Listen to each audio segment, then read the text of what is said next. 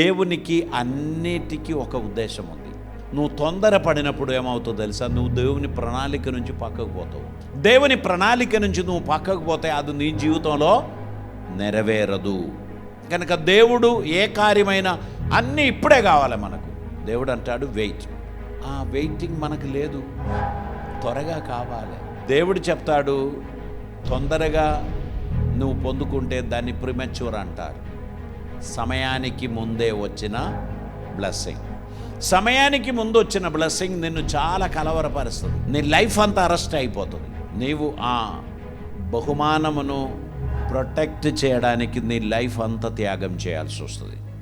అందుకే ఏదైనా కానీ దేవుని చిత్తం నెరవేరడానికి ఉన్న ఓపిక, సమర్పణ, ఎదురుచూపు మనలో ఉండాలి. సహనం మనకు ఖచ్చితంగా ఉండాలి. దేవుడు తన పర్పస్ మన జీవితంలో నెరవేర్చేంత వరకు మనం ఆసక్తిగా ముందుకు పోవాలి.